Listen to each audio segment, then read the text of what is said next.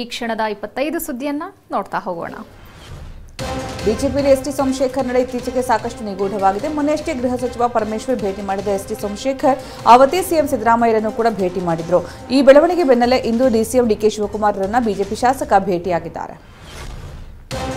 DK ಭೇಟಿ ಬಳಿಕ ಮಾತನಾಡಿದ ಬಿಜೆಪಿ ಶಾಸಕ ಎಸ್ಟಿ ಸೋಮಶೇಖರ್, ಕೆಲ ಬಿಜೆಪಿಯವರು ರಾತ್ರಿ ಬಂದು ಡಿಕೆ ಭೇಟಿಯಾಗಿ ಹೋಗ್ತಾರೆ, ನಾನು ರಾಜಾರೋಷವಾಗಿ ಬಂದು ಹೋಗ್ತೀನಿ ಅಂತ ಬಾಂಬ್ ಸಿಡಿಸಿದರು. ಕೇರಳದ ಖಾಸಗಿ ಚಾನೆಲ್ಗೆ ಹೂಡಿಕೆ ಮಾಡಿದ ಆರೋಪದಡಿ ಸಿಬಿಐ ಡಿಸಿಎಂ ಡಿಕೆ ಮತ್ತೆ ಅವರ ಪತ್ನಿಗೆ ನೋಟಿಸ್ ನೀಡಿದೆ. ಡಿಕೆ ಶಿವಕುಮಾರ್ ಹಾಗೂ ಉಷಾ ಶಿವಕುಮಾರ್ಗೆ ಸಿಬಿಐ ನೋಟಿಸ್ ನೀಡಿದೆ. ಸಿಆರ್ಪಿಸಿ ಸೆಕ್ಷನ್ 91 ಅಡಿಯಲ್ಲಿ ಸಿಬಿಐ ನೋಟಿಸ್ ನೀಡಿದ್ದು ಎಲ್ಲಾ ವಿವರ ಸಲ್ಲಿಸುವಂತೆ ಖಾಸಗಿ ಚಾನೆಲ್ಗೂ ಸೂಚನೆ ಕೊಟ್ಟಿದೆ. ಪಾವತಿಸಿದ ಲಾಭಾಂಶ, ಷೇರು ವಹಿವಾಟು, ಹಣಕಾಸು ವಹಿವಾಟು, ಬ್ಯಾಂಕಿನ ವಿವರಗಳು, ಡಿಕೆ ಶಿವಕುಮಾರ್ ಅವರ ಲೆಡ್ಜರ್ ಖಾತೆಗಳ ವಿವರ ನೀಡುವಂತೆ ಸಿಬಿಐ ಸೂಚನೆ ಕೊಟ್ಟಿದೆ. ಜನವರಿ 11ರ ಒಳಗಡೆ ವಿವರಗಳ ಮಾಹಿತಿ ನೀಡುವಂತೆ ಸಿಬಿಐ ಸೂಚಿಸಿದೆ.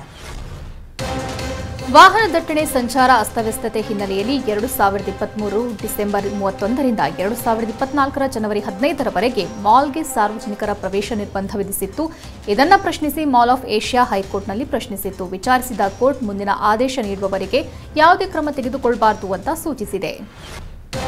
ಅಂತಾರಾಷ್ಟ್ರೀಯ ಮಾರುಕಟ್ಟೆಯಲ್ಲಿ ತೈಲ ಬೆಲೆ ಇಳಿಕೆ ಕಂಡಿದೆ. ಇದರಿಂದ ದೇಶದಲ್ಲಿ ವಾಣಿಜ್ಯ ಬಳಕೆಯ 19 ಕೆಜಿ ಅಡುಗೆ ಅನಿಲ ದರವನ್ನು 1.50ಯಷ್ಟು ಇಳಿಕೆ ಮಾಡಲಾಗುತ್ತೆ. ಆದರೆ ಗೃಹ ಬಳಕೆಯ ಅಡುಗೆ ಅನಿಲ ದರದಲ್ಲಿ ಯಾವುದೇ ಬದಲಾವಣೆ ಆಗಿಲ್ಲ ಎಂದು ಮೂಲಗಳು ತಿಳಿಸಿವೆ. ಹೊಸ ವರ್ಷ ಮೊದಲ ದಿನವೇ ಗುಜರಾತ್ ವಿಶ್ವ ದಾಖಲೆ ನಿರ್ಮಿಸಿದೆ. 108 ವಿವಿಧ ಸ್ಥಳಗಳಲ್ಲಿ ಏಕಕಾಲದಲ್ಲಿ 50,000ಕ್ಕೂ ಹೆಚ್ಚು ಮಂದಿ ಸೂರ್ಯ ನಮಸ್ಕಾರ ಮಾಡಿದ್ದಾರೆ. ಈ ಮೂಲಕ ಗುಜರಾತ್ ವಿಶ್ವ ದಾಖಲೆ ಬರೆದಿದೆ.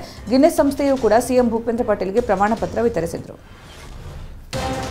ಪ್ಯಾಕ್ಡ್ ವಸ್ತುಗಳಿಗೆ ಕೇಂದ್ರ ಸರ್ಕಾರ ಹೊಸ ನಿಯಮ ಜಾರಿಗೆ ತರ್ತಾ ಇದೆ. ಪ್ಯಾಕ್ ಮಾಡಿದ ವಸ್ತುಗಳನ್ನು ತಯಾರಿಸುವ ಹಾಗೂ ಆಮದು ಮಾಡಿಕೊಳ್ಳುವ ಪ್ಯಾಕ್ ಮೇಲೆ ಎಂಆರ್ಪಿ ಜೊತೆಗೆ ಅದರೊಳಗಡೆ ಇರುವಂತಹ ವಸ್ತುಗಳ ಕೆಜಿ, ಗ್ರಾಂ, ಲೀಟರ್ ದರವನ್ನು ನಮೂದಿಸಬೇಕು. ಜನವರಿ 1ರಿಂದಲೇ ಜಾರಿಗೊಳಿಸಿ ಅಂತ ಸೂಚಿಸಿದೆ.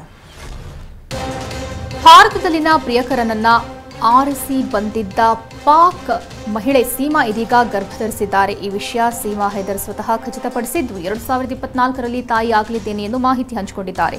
ಸೀಮಾ ಮತ್ತು ಸಚಿನ್ ಇಬ್ಬರು ಸಹ ಪಬ್ಜಿ ಮೂಲಕ ಪರಿಚಯವಾಗಿದ್ರು.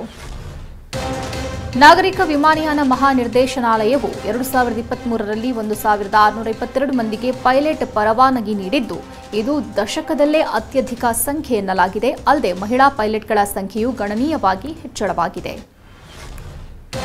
2024ಕ್ಕೆ ಇಸ್ರೋ ಶುಭಾರಂಭ ಮಾಡಿದೆ.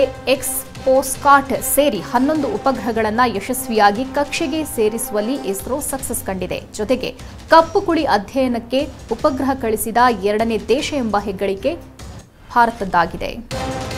ಆಸ್ಟ್ರೇಲಿಯಾ ಏಕದಿನ ಕ್ರಿಕೆಟ್ಗೆ ಡೇವಿಡ್ ವಾರ್ನರ್ ನಿವೃತ್ತಿ ಘೋಷಿಸಿದ್ದಾರೆ. 159 ಏಕದಿನ ಪಂದ್ಯಗಳನ್ನು ಆಡಿರುವ ವಾರ್ನರ್ 22 ಶತಕಗಳನ್ನು ಸಿಡಿಸಿದ್ದಾರೆ ಮತ್ತು 33 ಅರ್ಧಶತಕ ಸಾಧನೆ ಮಾಡಿದ್ದಾರೆ.